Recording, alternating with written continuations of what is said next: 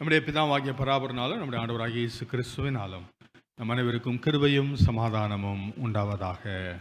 ஆமென். ஜெபம் செய்வோம்.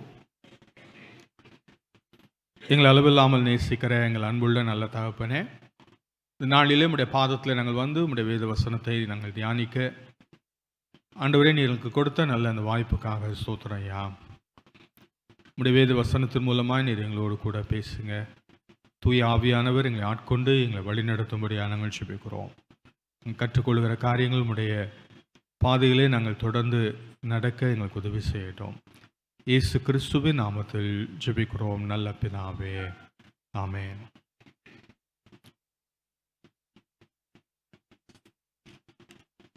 பரிசுத்த யோவான் எழுதின முதலாவது பொதுவான நிருபம் 1 அதிகாரம் 9வது வசனம்.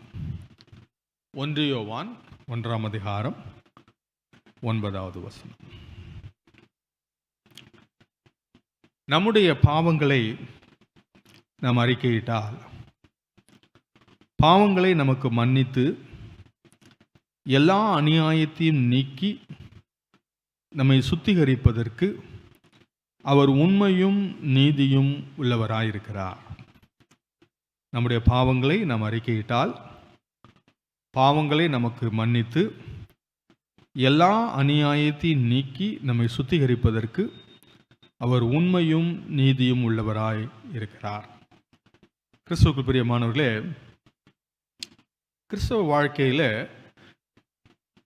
பாவ அறிக்கை மிக முக்கியத்துவம் வாய்ந்த ஒன்று. பாவ அறிக்கை என்பது என்ன? மனம் கசந்து அழுவதா? மனம் கசந்து அழுவது தவறில்லை. ஆனால் இந்த இடத்துல அதை பற்றி சொல்லப்படலை. அதற்கு பதிலாக இந்த வசனத்தில் சொல்கிற ஒரு காரியம், நம்முடைய பாவங்களை நாம் அறிக்கையிட்டால், ஒத்துக்கொண்டால், நான் தவறு செய்திருக்கிறேன் என்பதை ஒத்துக்கொண்டால் ஆண்டவர் மன்னித்து எல்லா அநியாயத்தை நீக்கி நம்மை சுத்திகரிப்பதற்கு அவர் உண்மையும் நீதியும் உள்ளவராக இருக்கிறார். ஆனால் இந்த பாவ அறிக்கையில் இருக்கிற பிரச்சனை என்ன அப்படின்னா, நிறைய நேரத்தில் நான் தவறு செய்து விட்டேன் என்று சொல்லுவதற்கோ ஒத்துக்கொள்வதற்கோ நம்முடைய பெருமை இடம் கொடுப்பதில்லை. நான் தப்பு பண்ணிட்டேன் அப்படின்னு சொல்றதுக்கு நிறைய நேரத்தில் நமக்கு முடியல. இந்த பாவ அறிக்கை செய்வதற்கு ஆண்டவர் நிறைய நேரங்களில் நம்முடைய தவறுகளை நமக்கு அழகா சுட்டி காண்பிக்கிறார். ஆனா அப்படி காண்பிக்கும் போது நம்ம எப்படி ரெஸ்பாண்ட் பண்றோம் அப்படின்றது ரொம்ப முக்கியம். ஆண்டவர் நம்ம மேல உள்ள அக்கறையின் நிமித்தம் நம்மளை கரெக்ட் பண்றதுக்காக, நம்மளை சரி பண்றதுக்காக நம்முடைய தவறுகளை நமக்கு சுட்டி காண்பிக்கிறார். ஒரு நபரிடத்தில் ஆண்டவருடைய தவறை சுட்டி காண்பித்த போது அவன் எப்படி பாவ அறிக்கை செய்ய தவறினான் அப்படின்றத பற்றி இந்த நாளில் நான் உங்களோடு கூட பகிர்ந்து கொள்ள விரும்புகிறேன். தன்னுடைய தவறை ஒத்துக்கொள்ள மறுத்தபடியினாலே பாவ மன்னிப்பை அவன் பெறவில்லை. 1 சாமுவேலின் புத்தகம் 15ஆம் அதிகாரம். இந்த அதிகாரத்தில் இருக்க சில வசனங்களை துரிதமாக நம்ம படிக்கலாம். இந்த அதிகாரத்தில் நடைபெற்ற காரியம் என்னவென்றால், சாமுவேல் சவுலை ராஜாவாக அபிஷேகம் பண்ணின பின்பு கர்த்தருடைய வார்த்தை அதே சாமுவேல் கொண்டு வந்து சவுலுக்கு கொடுக்கிறார். என்ன சொல்றாரு? 2வது வசனம் 3வது வசனத்தை வாசிக்கிறேன். சேனைகளின் கர்த்தர் சொல்கிறது என்னவென்றால், இஸ்ரவேலர் எகிப்திலிருந்து வந்தபோது அமலேக்கு அவர்களுக்கு வழிமறித்த செய்கையை மனதிலே வைத்திருக்கிறேன். இப்போதும் நீ போய் அமலேக்கை மடங்கடித்து அவனுக்கு உண்டான எல்லாவற்றையும் சங்கரித்து அவன் மேல் இரக்கம் வைக்காமல் புருஷரையும் ஸ்திரீகளையும் பிள்ளைகளையும் குழந்தைகளையும் மாடுகளையும் ஆடுகளையும் ஒட்டகங்களையும் கழுதைகளையும் கொன்று போட கடவாய் என்கிறார் என்று சொன்னான். ஆண்டவர் கொடுத்த கட்டளை என்னன்னா, இந்த அமலேக்கியரை சர்வ சங்காரம் பண்ண வேண்டும் என்று சொல்லுகிறார். என்ன காரணம் அப்படின்னா, அங்கே யாத்திரையாகமம் 17ஆம் அதிகாரத்தில் இந்த சம்பவத்தை நம்ம வாசிக்கிறோம். அங்கேயும் சில முக்கியமான காரியங்களை அவர் சொல்லுகிறார். அமலேக்கு இஸ்ரவேல் மக்களை அழிக்கும்படியாக வருகிறார். ஏன் இது ஒரு பெரிய பிரச்சனையா? எத்தனையோ மக்கள் இஸ்ரவேலருக்கு விரோதமாக எழும்பினார்களே, அதில் அமலேக்கும் ஒருத்தர் தானே அப்படின்னு யோசிக்கலாம். நான் கவனிக்க வேண்டிய விஷயம் என்னன்னா, கர்த்தர் தம்முடைய ஜனத்தை விடுதலையாக்கி வழிநடத்தி கொண்டு வரும் பொழுது, விடுதலையாக்கி எகிப்திலிருந்து வழிநடத்தி கொண்டு வரும்போது ஆண்டவர் லீட் பண்ணி அவங்கள வெளியில கொண்டு வந்துட்டு இருக்கிறாரு. அமலேக்கு எதிர்த்து வந்து அவங்களுக்கு விரோதமாய் வந்து அவங்கள அழிச்சா என்ன அர்த்தம்? அவங்க ஆண்டவருக்கு விரோதமாக வர்றதா அர்த்தம். ஆண்டவருடைய ஜனத்திற்கு விரோதமாய் வருவது ஆண்டவருக்கு விரோதமாக வருவதாக பொருள். உடனே ஆண்டவர் என்ன சொல்றாரு யோசுவா கிட்ட, இதை நீ ஒரு புஸ்தகத்தில் நோட் பண்ணி வை. யாத்திராகமம் 17ஆம் அதிகாரம் 14ஆம் வசனத்தில் சொல்றாரு, இதை வந்து இஸ்ரவேல் ஜனங்கள் கேட்கும்படி நீ எழுதி வாசி. அமலேக்கை வானத்தின் கீழ் எங்கும் இராதபடிக்கு நாசம் பண்ணுவேன். அது மட்டும் இல்லை, 16ஆம் வசனத்தில் என்ன சொல்ல பாருங்க, அமலேக்கின் கை கர்த்தருடைய சிங்காசனத்துக்கு விரோதமாக இருந்தபடியால். என்ன சிங்காசனத்துக்கு விரோதமாக இருந்தது? ஆண்டவர் ஒரு டெசிஷன் எடுத்து இந்த மக்களை விடுதலையாக்கி இவங்களை கானான் தேசத்தில் கொண்டு போய் விடுவேன் என்று சொல்லி ஆண்டவர் கூட்டிட்டு போயிட்டு இருக்கிறாரு. அப்போ அமலேக்கு எதிராக வந்தால் என்ன அர்த்தம்? ஆண்டவருடைய நடத்துதலுக்கும் ஆண்டவருடைய திட்டத்துக்கும் ஆண்டவருடைய ஜனத்துக்கும் எதிராக நிற்கிறதுக்கு இவன் யார்? இவன் அப்படி வரும்போது அது ஆண்டவருக்கே எதிராக வருவதாக அவர் பார்க்கிறார். அவருடைய சிங்காசனத்துக்கு விரோதமாக, அவருடைய தீர்மானத்துக்கு விரோதமாக, அவருடைய திட்டத்துக்கு விரோதமாக, அவருடைய ஜனத்திற்கு விரோதமாக எழும்பின இந்த அமலேக்கை ஆண்டவர் அழிக்க தீர்மானிக்கிறார். அந்த 16ஆம் வசனத்தை பாருங்க. அமலேக்கின் கை கர்த்தருடைய சிங்காசனத்துக்கு விரோதமாய் இருந்தபடியால் தலைமுறை தோறும் அவனுக்கு விரோதமாய் கர்த்தரின் யுத்தம் நடக்கும். அதனால தான் ராஜா அபிஷேகம் பண்ணப்பட்ட உடனே ஆண்டவர் சொல்றாரு, நீங்க செய்ய வேண்டிய காரியம் நேர போய் அமலேக்கியரை சர்வ சங்காரம் பண்ணணும், இரக்கம் காட்டக்கூடாது. இது கடவுளுடைய நியாய தீர்ப்பு, அவர்கள் மேலே வருகிற கடவுளுடைய நியாய தீர்ப்பு என்று சொல்லுகிறார். சவுல் படையை அழைத்து கொண்டு போனார். போய் அங்கே இஸ்ரவேல் மக்கள் போய் அந்த அமலேக்கியரை அவர்கள் சர்வ சங்காரம் பண்ண முயற்சிக்கிறார்கள். அவர்களை மேற்கொள்ளுகிறார்கள், அழிக்கிறார்கள். ஆனால் அவங்க செஞ்ச 2 காரியம், ராஜாவை உயிரோடு பிடிச்சிட்டு வந்தாங்க. அங்கே இருக்கிற நல்ல கொழுமையான ஆடுகளை, முதல் தரமான காளைகளை உயிரோடு பிடிச்சிட்டு வந்தாங்க. ஆண்டவர் என்ன செய்ய சொன்னாரு?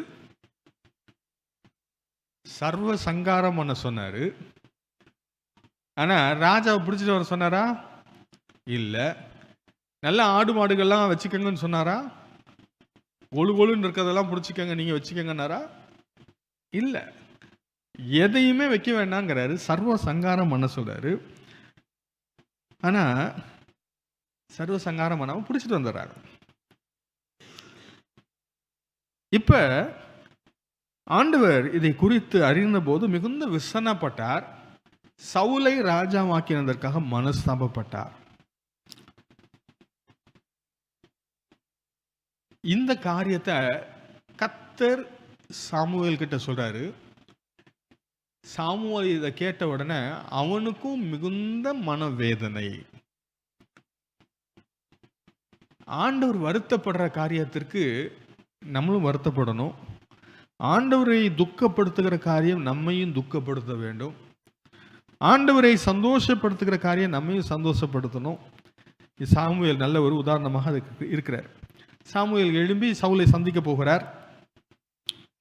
சந்தித்த போது நடந்த காரியம் பாருங்க, 13ஆம் வசனத்துல இருந்து. ரொம்ப இன்ட்ரெஸ்டிங்கான ஒரு சம்பவம். சாமுவேல் சவுலினிடத்தில் போனான். சவுல் அவனை நோக்கி, நீர் கர்த்தரால் ஆசீர்வதிக்கப்பட்டவர், கர்த்தருடைய வார்த்தை நிறைவேற்றினேன் என்றான். சவுல் என்ன சொல்றாரு? நீங்க சொன்னபடி எல்லாம் செஞ்சுட்டேன். உடனே சாமுவேல் கேட்கிறாரு, எப்பா அப்படின்னா என் காதுல விழுற ஆடுகளுடைய சத்தம் என்னன்னு கேட்கிறாரு. 15ஆம் வசனம் பாருங்க. அதற்கு சவுல், அமலேக்கியரிடத்திலிருந்து அவைகளை கொண்டு வந்தார்கள். ஜனங்கள் ஆடு மாடுகளில் நலமானவைகளை உம்முடைய தேவனாகிய கர்த்தருக்கு பலியிடும்படிக்கு தப்ப வைத்தார்கள்.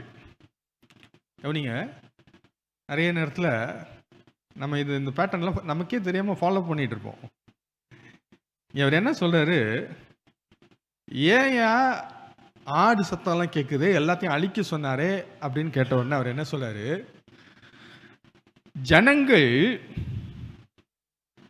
அவைகளை கொண்டு வந்தார்கள் அப்படின்னு என்ன அர்த்தம்? அவங்க பண்ணிட்டாங்க. இவர் தானே லீடரு, கூட்டிட்டு போனாரு, ஜனங்க பண்ணிட்டாங்கன்னு அவங்க மேல பழிய தூக்கி போறாரு. ரெண்டாவது ஒரு காரியம் செய்யறாரு. ஏன் தெரியுமா ஆண்டவரே ஆடெல்லாம் கொண்டு வந்தாங்க? உங்களுக்கு பலி செலுத்ததான். செய்யற தப்பையும் செஞ்சுட்டு அதை தவிர நியாயப்படுத்துறாங்க பாருங்க. ஆண்டவர் எல்லாத்தையும் அழிச்சிட்டு வர சொன்னா பிடிச்சிட்டு வந்துட்டு ஏன் பிடிச்சிட்டு வந்தாங்கன்னு ஒரு எக்ஸ்பிளனேஷன் ஒன்று கொடுக்கிறாரு. உங்களுக்கு பலி செலுத்துறதுக்காகத்தான் பிடிச்சிட்டு வந்தாங்க, ஜனங்க தான் பிடிச்சிட்டு வந்தாங்க, அதுக்கு எனக்கும் சம்மந்தம் இல்லை, அவங்க ஏதோ பண்ணிட்டாங்க, அதுவும் ஒரு நல்ல நோக்கத்தோட தான் பண்ணியிருக்காங்கன்னு சொல்றாரு. அந்த 15ஆம் வசனம் ரொம்ப வேடிக்கையான ஒரு வசனம். அமலேக்கியரிலிருந்து அவைகளை கொண்டு வந்தார்கள் அவர்கள், ஜனங்கள் ஆடு மாடுகளில் நலமானவைகளை உம்முடைய தேவனாகிய கர்த்தருக்கு பலியிடும்படிக்கு தப்ப வைத்தார்கள். இவருக்கு எப்படி தெரியும்? அவங்க பிடிச்சிட்டு வந்துட்டாங்க, ரைட்டு, எதுக்காக பிடிச்சிட்டு இருந்தாங்கன்னு இவருக்கு எப்படி தெரியும்? சரி, அதுக்கு ஒரு விளக்கம் கொடுக்கிறாரு. மற்றவைகளை முற்றிலும் அழித்து போட்டோம். கொண்டு வந்தது அவங்க, அழிச்சது நாங்க எல்லாம் சேர்ந்து அழிச்சிட்டோம். ஆனா அவங்க என்ன பண்ணிட்டாங்க, கொஞ்சத்தை கொண்டு வந்துட்டாங்க. கட்டளை கீழ்ப்படிந்ததுல எனக்கு சம்பந்தம் இருக்கு, கீழ்ப்படியாதது அவங்க அப்படின்னு அவர் ஒரு எக்ஸ்பிளனேஷன் கொடுக்கிறார். அடுத்தது பாருங்க, அப்பொழுது சாமுவேல் சொல்றாரு 16ஆம் வசனம், அந்த பேச்சை விடும் கர்த்தர் இந்த ராத்திரியில் எனக்கு சொன்னதை உமக்கு அறிவிக்கிறேன் என்று சவுலோட சொன்னான். அவன் சொல்லும் என்றான். அப்பொழுது சாமுவேல், நீர் உம்முடைய பார்வைக்கு சிறியவராயிருந்த போது அல்லவோ இஸ்ரவேல் கோத்திரங்களுக்கு தலைவரானீர். கர்த்தர் உம்மை இஸ்ரவேலின் மேல் ராஜாவாக அபிஷேகம் பண்ணுவித்தாரே. இப்போதும் கர்த்தர், நீ போய் அமலேக்கியராகி அந்த பாவிகளை சங்கரித்து அவர்களை நிர்மூலமாக்கி தீரும் மட்டும் அவர்களோட யுத்தம் பண்ணு என்று சொல்லி உம்மை அந்த வழியாய் அனுப்பினார். இப்படி இருக்க நீர் கர்த்தருடைய சொல்லை கேளாமல். ரொம்ப அழகா அவனுடைய தவற அவனுக்கு பாயிண்ட் பண்றாரு. அப்பா, ஆண்டவர் உனக்கு என்ன சொன்னாரு? போய் சர்வசங்காரம் பண்ணார். ஆனா நீ கர்த்தருடைய சொல்லை கேளாமல் கொள்ளையின் மேல் பறந்து கர்த்தருடைய பார்வைக்கு பொல்லாப்பானதை செய்தது என்ன அப்படின்னு கேட்க டைரக்டா சொல்றாரு. இப்ப ஆண்டவர் செய்ய சொன்னாரு, நீ செய்யல. காரணம் என்னன்னா, அந்த கொழுன்னு ஆட்டை வெட்டுறதுக்கு மனசு இல்லாம அதை தூக்கிட்டு வர்றதுக்காக கொள்ளை மேல பறந்து நீ இதை பண்ணிட்ட. கர்த்தருடைய பார்வைக்கு பொல்லாப்பானதை செய்தது என்ன? இப்படி இருக்க நீ கர்த்தருடைய சொல்லை கேளாமல் அப்படின்னு சொல்றாரு. சரிங்களா? சவுல் என்ன ரிப்ளை பண்றாரு பாருங்க 20ஆம் வசனத்துல. சவுல் சாமுவேலை நோக்கி, நான் கர்த்தருடைய சொல்லை கேட்டு. அவர் என்ன சொல்றாரு? நீ கர்த்தருடைய சொல்ல கேட்கலங்கிறாரு. சாமுவேல் என்ன ரெஸ்பான்ஸ், அதுக்கு என்ன ரிப்ளை பண்றாரு? நான் கர்த்தருடைய சொல்லை என்னையா சொல்றீங்க? நான் ஆண்டவருடைய சொல்ல கேட்காம இருந்தேன்னா சண்டைக்கு போயிருப்பேனா? சண்டையில போய் எல்லாரையும் கொண்டுட்டு இருப்பேனா? அந்த ஆகாக அழகா உயிரோட கொண்டு வந்திருப்பேனா அப்படின்னு கேட்கிறாரு. நான் கர்த்தருடைய சொல்லை கேட்டு கர்த்தர் என்னை அனுப்பின வழியாய் போய் அமலேக்கின் ராஜாவாகி ஆகாகை கொண்டு வந்து அமலேக்கியரை சங்காரம் பண்ணினேன். நான் எதுக்கு சண்டைக்கே போனேன்? ஆண்டவர் சொன்னதுனால தானே போனேன், ஆண்டவர் சொல்ல கேட்டு தானே போனேன், அவருக்கு கீழ்ப்படிஞ்சு தானே போனேன் அப்படிங்கிறாரு. நீ கேட்கலன்னு சொல்றாரு, நீ கர்த்தருடைய சொல்ல கேட்கல, கீழ்ப்படியலன்னு சொல்றாரு. திருப்பி என்ன சொல்றாரு? நான் கேட்டதுனால தான் போனேன் சண்டைக்கே அப்படிங்கிறார். 21 வசனம் பாருங்க. ஜனங்களோ உம்முடைய தேவனாகிய கர்த்தருக்கு கில்காலிலே பலியிடுவதற்காக கொல்லையிலே சாபத்தீடாகும் ஆடு மாடுகளில் பிரதானமானவைகளை பிடித்து கொண்டு வந்தார்கள். அவங்க தான் தப்பு பண்ணது. அவங்க இந்த கொல்லையில சாபத்தீடானதெல்லாம் பிடிச்சிட்டு வந்துட்டாங்க, தப்பு பண்ணிட்டாங்க. நான் உங்க வார்த்தைக்கு கீழ்படி சண்டைக்கு நான் போனேன். ஆனா அவங்க என்ன பண்ணிட்டாங்க, கோலுன்னு இருக்கிறதெல்லாம் தூக்கிட்டு வந்துட்டாங்க, வெட்டுறதுக்கு மனசு இல்லாம. அது சாபத்தீடானதெல்லாம் கொண்டு வந்துட்டாங்க. 22ஆம் வசனம் பாருங்க.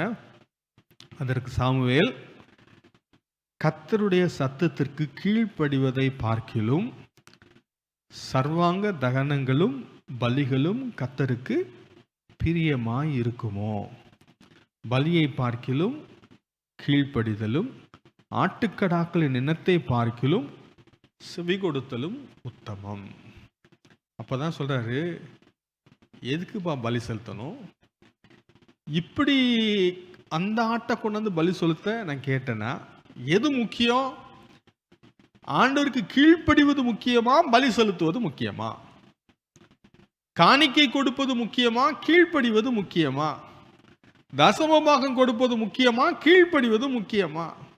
கீழ்ப்படியாம இருந்துட்டு காணிக்கை கொடுப்பது பிரயோஜனம் இல்லை அப்படிங்கிறார். ஆண்டவர் அதை கனப்படுத்துவதில்லை. ஆண்டவர் முக்கியத்துவம் கொடுப்பது கீழ்ப்படிவது தான். 23ஆம் வசனம். ரெண்டகம் பண்ணுதல் பில்லி சூனிய பாவத்திற்கும் முரட்டாட்டம் பண்ணுதல் அபபக்திக்கும் விக்கிரக ஆராதனைக்கும் சரியா இருக்கிறது. கீழ்ப்படியாம இருக்கிறது, அதுக்கு ஆண்டவர் கொடுக்கிற ஒரு பேர் முரட்டாட்டம் பண்ணுதல், கலகம் பண்ணுதல். ஆண்டவருடைய வார்த்தைக்கு கீழ்ப்படியாமல் இருப்பது கடவுளுடைய பார்வையில் மிகப்பெரிய தவறாக ஆண்டவர் பார்க்கிறார். கீழ்ப்படியாமல் இருக்கும் பொழுது நம்முடைய காணிக்கையும் அவர் அங்கீகரிப்பதில்லை. இது ஆண்டவருக்கு விரோதமாக நாம் செயல்படுவதாக கர்த்தர் அதை பாவிக்கிறார். அதனால அவர் சொல்றாரு 23ஆம் வசனத்துல, நீ கர்த்தருடைய வார்த்தையை புறக்கணித்தபடியினால் அவர் உம்மை ராஜாவா இராதபடிக்கு புறக்கணித்து தள்ளினார். ஏன் இதை சொல்றாரு அப்படின்னா, ராஜா இவர் என்ன செய்யறாரு, கர்த்தர் இவர் என்ன செய்யறாரு, சவுல சும்மா இருந்தவனை பிடிச்சி ராஜா வாக்குகிறார். எதுக்காக அப்படின்னா அவருடைய வேலையை செய்யறதுக்கு. அவர் என்ன சொல்றாரோ அதை செய்யணும். அதுதான் ராஜா என்ன வேணாலும் செய்ய முடியாது. ஆண்டவர் என்ன இன்ஸ்ட்ரக்ஷன் கொடுக்குறாரோ அதுதான் ராஜா செய்யணும். ஆண்டவர் நம்ம எல்லாரையும் பல பொறுப்புகளில் வச்சிருக்கிறாரு. ஆண்டவர் கொடுத்துருக்க பொறுப்புகளில் நம்ம இருக்கும்போது ஆண்டவர் என்ன சொல்றாரோ அதை தான் செய்யணும். ஏன்னா அதுக்காக தான் ஆண்டவர் நம்மளை அந்த பொறுப்புல வச்சிருக்காரு. நம்ம இஷ்டப்படி செய்யறதுக்காக ஆண்டவர் நம்மை பொறுப்புகளில் வைத்திருக்கவில்லை. அவன் அதை செய்யாததுனால சொல்றாரு, கர்த்தர் உம்மை ராஜாவா இராதபடிக்கு புறக்கணித்து தள்ளினார் என்றான். அப்பொழுது சவுல் சாமுவேலை நோக்கி, நான் கர்த்தருடைய கட்டளையையும் உம்முடைய வார்த்தைகளையும் மீறினதினால் பாவம் செய்தேன். இதுதான் பாவரிக்கை. நான் கர்த்தருடைய கட்டளையையும் உம்முடைய வார்த்தைகளையும் மீறினதினால் பாவம், நான் பாவம் செய்தேன் என்று சொல்லுவதுதான் பாவ அறிக்கை. ஆனா இங்க ஒரு பிரச்சனை இருக்கு. என்ன பிரச்சனை? அந்த வசனத்தை கூர்ந்து கவனிங்க. பைபிள்ல பங்க்சுவேஷன்லாம் ரொம்ப முக்கியம். அங்க ஃபுல் ஸ்டாப் இருந்ததுன்னா அது பாவ அறிக்கை. அங்க ஃபுல் ஸ்டாப் இருக்கா? இல்ல. அங்க என்ன இருக்கு? செமிகோலன் இருக்கு. அப்படின்னா என்ன அர்த்தம்? கம்ப்ளீட் ஆகல. என்னமோ சொல்லிட்டு இருக்கிறாரு, சொல்லி முடிக்கல. என்ன சொல்லிட்டு இருக்கிறாரு? நான் கர்த்தருடைய கட்டளையும் உடைய வார்த்தைகளையும் மீறினதினால் பாவம் செய்தேன்.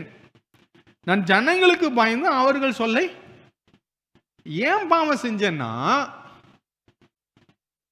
அப்படின்னு ஒரு எக்ஸ்பிளனேஷன் கொடுக்கிறார். நான் செய்த தவறுக்கு எக்ஸ்பிளனேஷன் கொடுப்பது பாவ அறிக்கை இல்லை. தப்பு செஞ்சியா இல்லையா? நான் பாவம் செய்தேன், ஃபுல் ஸ்டாப். அதான் பாவ அறிக்கை. நான் ஏன் செஞ்சேன்னா அப்படின்னா அது பாவ அறிக்கை இல்லை. நான் அப்படி செஞ்சிருக்க கூடாது, ஜனங்களுக்கு பயந்து அவர்கள் சொல்லை இவர் ஆண்டவர் சொல்ல கேட்கணுமா, இவங்க சொல்ல கேட்கணுமா? கர்த்தருடைய வார்த்தையை தான் இவர் கேட்கணும். ஏன்னா இவருக்கு இன்ஸ்ட்ரக்ஷன் கொடுத்து அனுப்புனது கர்த்தர். ஆனா இவர் கர்த்தருடைய வார்த்தையை கேட்காம ஜனங்களுடைய வார்த்தையை கேட்கிறார். ஜனங்களுக்கு பயந்து அவர்கள் சொல்லை கேட்டேன். 25ஆம் வசனத்தை பாருங்க. இப்போதும் நீர் என் பாவத்தை மன்னித்து நான் கர்த்தரை பணிந்து கொள்ளும்படிக்கு என்னோடு கூட திரும்பி வாரும் என்றான். அப்படின்னு என்ன அர்த்தம்? பாவம் செஞ்சுட்டேன், அதை ஏன் ஒரு பெரிய இஷ்யூவா நீங்க பேசிக்கிட்டு இருக்கீங்க? தப்பு பண்ணிட்டேன், இப்ப என்னதான் பண்ணணுங்கிறீங்க அப்படிங்கிறாரு. சும்மா வாங்க என் கூட, நம்ம எல்லாம் ஜோம் பண்ணலாம் வாங்க அப்படிங்கிறாரு. ஜெபம் பண்றதுக்கு ஆண்டவர் இங்க கூப்பிடல. நீ தப்பு பண்ணிட்டேன்னு சொல்லும் போது நான் தப்பு செஞ்சிட்டேன்னு ஒத்துக்கணும்னு எதிர்பார்க்கிறார். காணிக்கை கொடுக்குறக்கா தப்பு பண்ணேன், இல்லை தப்பு பண்ணிட்டேன் பரவாயில்ல நம்ம ப்ரேயர் பண்ணலாம் அப்படின்லாம் அவர் சொல்லலை. இங்கே அவர் தான் என்ன சொல்றாரு? இப்போதும் நீர் என் பாவத்தை மன்னித்து நான் கர்த்தரை பணிந்து கொள்ளும்படிக்கு என்னோடு கூட உணர்ந்துட்டாரா? அவர் பாவத்தை உணர்ந்துட்டாரா? தப்பு பண்ணிட்டேன்னு ஒத்துக்கிட்டாரா?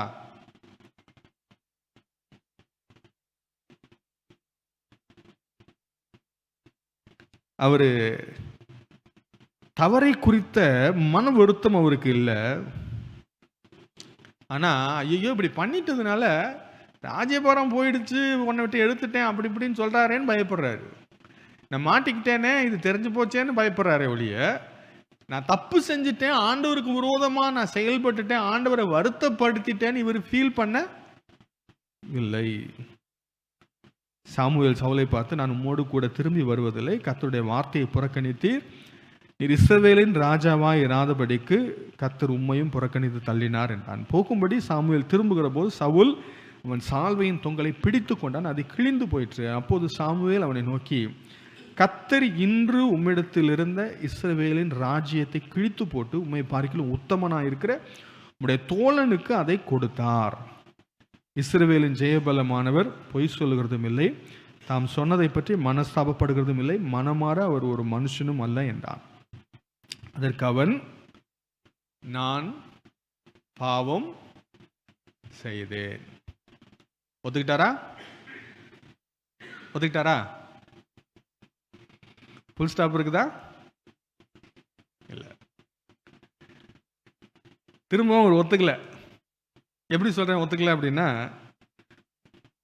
அவர் என்ன சொல்றாரு பாருங்க. அதற்கு அவர், நான் பாவம் செய்தேன், இப்போது என் ஜனத்தின் மூப்பருக்கு முன்பாகவும் இஸ்ரவேலுக்கு முன்பாகவும் நீர் என்னை கனம் பண்ணி நான் உம்முடைய தேவனாகிய கர்த்தரை பணிந்து கொள்ளும்படிக்கு என்னோடு கூட திரும்பி வாரும் என்றான்.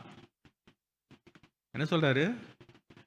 ஐயோ பண்ணிட்டேயா, அதையே ஒரு பெரிய பிரச்சனை ஆக்குறீங்க, வாங்கயா நம்ம ஜெபம் பண்ணலாம், நீங்க கூட வரலன்னா இந்த மக்கள்லாம் என்னைய பத்தி என்ன நினைப்பாங்க, நான் ராஜாவாச்சே, என்னை மக்கள் ஆனர் பண்ண வேண்டாமா, நீங்க கூட வாங்க அப்படின்னு சொல்றாரு. தப்பு செஞ்சுட்டா தண்டனை வேணுமா, கனம் பண்ணணுமா? நான் தப்பு செஞ்சுட்டேன்னு நான் உணர்ந்துட்டேன்னா ஆண்டவரை நீ கனம் பண்ணணும்னு நான் எதிர்பார்ப்பேன்னா, ஆண்டவரே இரக்கம் காண்பியும்னு நான் கெஞ்சணும். நான் தப்பு பண்ணிட்டேன், என் மேல தண்டனை வரப்போகுது, நான் தண்டனைக்கு உரியவன் என்பதை உணர்ந்து கொள்ளணும். ஆனால் இவர் என்ன சொல்றாரு? நான் பாவம் செஞ்சேன், பரவாயில்ல வாங்க என் கூட வாங்க, நீங்க வந்தாதான் என்னைய கனப்படுத்தின மாதிரி இருக்கும்.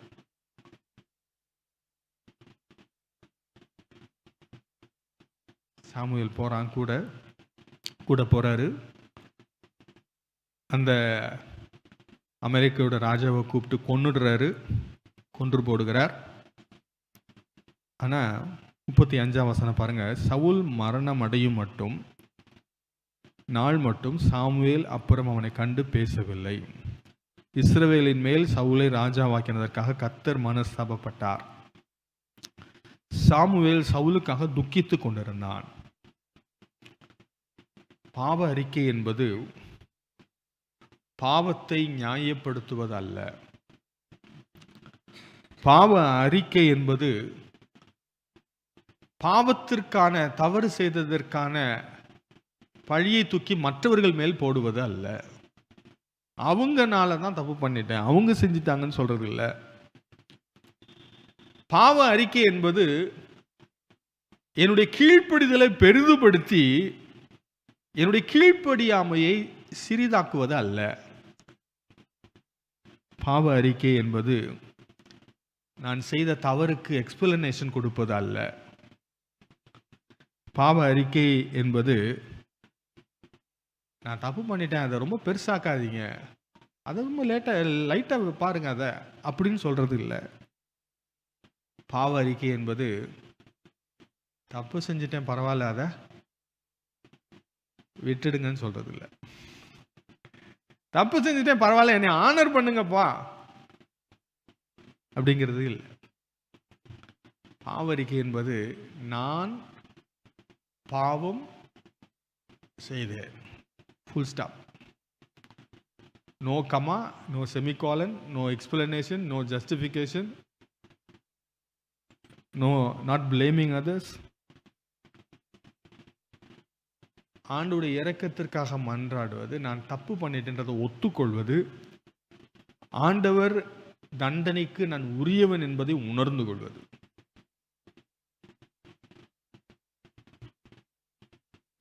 ஒரு பெரிய கான்ட்ராஸ்ட் என்னன்னா, இதை விட பெரிய பாவத்தை தாவீது செஞ்சான்.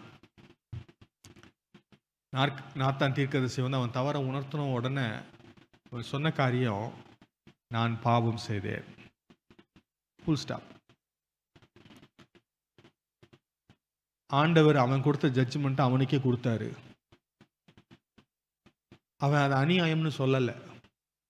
ஆண்டவர் என்னை கனம் பண்ணணும்னு சொல்ல. இன்னும் சொல்ல போனா சவுலாது பரவாயில்ல, தாவீது தப்பு பண்ணதை எங்க கர்த்தர் சொன்னாரு? அரண்மனையில அமைச்சர்கள் புடைசூழ உட்கார்ந்துருந்துருப்பாங்க. தீர்க்கதரிசி வந்து கதை சொல்லி, நீயே அந்த மனுஷன் எல்லாத்துக்கும் முன்னாடியும் சொன்னார்.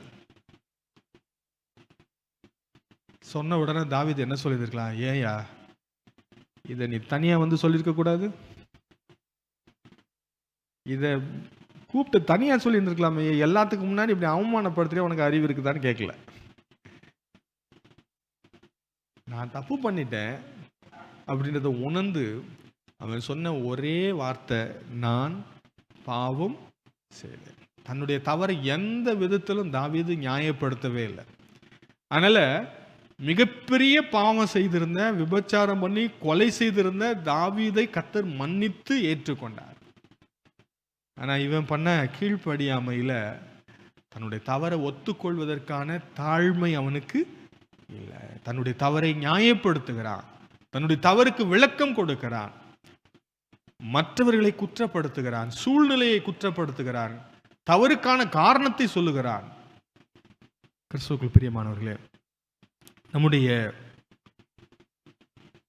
ஹியூமன் நேச்சர்ல இருக்க பெரிய பிரச்சனை அதுதான். அநேக நேரத்தில் நாம் தவறு செய்ததற்குள்ள பொறுப்பேற்க தயங்குகிறோம். சின்ன பிள்ளையா இருக்கட்டும், இந்த சாக்லேட்டை எடுத்தியா, இல்லவே இல்லைன்னு சாதிப்பாங்க. ஆனால் அவங்க லெவலில் அவங்க பண்ணுறது, நம்மளும் அதை விடுறதில்லை. நம்ம லெவலில் நம்ம அதை செய்வோம். தவறை ஒத்துக்கொள்வது நமக்கு கடினமான ஒரு காரியம். ஆனால் தேவனுடைய சமூகத்திலையும், ஏன் மற்றவர்களிடத்துல கூட நிறைய நேரத்தில் நம்ம குடும்பத்தில் கணவன் மனைவி கிட்ட, மனைவி கணவன் கிட்ட, நான் இந்த விஷயத்தில் நான் செஞ்ச தப்பு அப்படின்னு ஒத்துக்கிறது ரொம்ப முக்கியம். ஏன் சில நேரம் பிள்ளைங்க கிட்ட கூட ஒத்துக்கலாம். ஆண்டவர் இதை பார்க்கிறார். நாம் நம்மை தாழ்த்தும் போது கர்த்தர் அவர்களுக்கு கிருபை அளிக்கிறார். ஆகினால் தேவனுடைய சமூகத்தில் நம்முடைய தவறுகளை நாம் கர்த்தர் நமக்கு உணர்த்தும் போது, நம்மை நேசித்து நம்முடைய தவறுகளை உணர்த்தும் போது நாம் அதை ஒத்துக்கொள்வோம். ஆண்டவர் நமக்கு கிருபை செய்வார். ஜெபம் செய்வோம். பரிசுத்தமும் கிருபையும் அன்பும் உள்ள எங்கள் பரலோக தகப்பனே, நன்றியோடு நாங்கள் துதிக்கிறோமே, தோத்தரிக்கிறோம் ராஜா. ஆண்டவரே, இந்த நாளிலே உம்முடைய பாதத்திலே நாங்கள் வந்து எங்களுடைய குறைகளையும் எங்களுடைய குற்றங்களையும் நீர் எங்களுக்கு உணர்த்தும் போது ஒத்துக்கொள்ளுகிற கிருபையை எங்களுக்கு தாரும் ராஜா. தாழ்மையை எங்களுக்கு தாரும் ஆண்டவரே. எங்களுடைய தவறுகளை நாங்கள் நியாயப்படுத்தவோ, எங்களுடைய தவறுகளை கர்த்தாவே நாங்கள் காரணம் கற்பிக்கவோ, எங்களுடைய தவறுகளை நாங்கள் மூடி மறைக்கவோ செய்யாதபடிக்கு கர்த்தாவே, உமக்கு விரோதமாய் நாங்கள் செய்த தவறை உணர்ந்து கொள்ள, ஒத்துக்கொள்ள எங்களுக்கு கிருபை செய்யுங்க. நம்முடைய பாவங்களை நாம் அறிக்கையிட்டால், ஒத்துக்கொண்டால், நம்முடைய பாவங்களை நமக்கு மன்னித்து எல்லா அநியாயத்தை நீக்கி நம்மை சுத்திகரிப்பதற்கு அவர் உண்மையும் நீதியும் உள்ளவராய் இருக்கிறார் என்ற அற்புதமான நம்முடைய வார்த்தைக்காக ஸ்தோத்திர ராஜா. ஆண்டவரே, எங்களுடைய குறைகளை எல்லாம் நாங்கள் எப்போதும் நம்முடைய சமூகத்தில் உணர்ந்து கொள்வதற்கு தயங்காதபடிக்கு தாழ்மையாக இருக்க எங்களுக்கு உதவி செய்யுங்க ராஜா. உதவி செய்யுங்க. வேதவசனத்தை படிக்கும் போதெல்லாம் கர்த்தாவே, எங்களோடு நீர் பேசும்போதெல்லாம் ஆண்டவரே, நாங்கள் எங்களை தாழ்த்துவதற்கு கிருபை செய்யுங்க. துதிக்கான மகிமை உமக்கு எடுக்கிறோம். இயேசு கிறிஸ்துவின் நாமத்தில் ஜெபிக்கிறோம் நல்ல பிதாவே.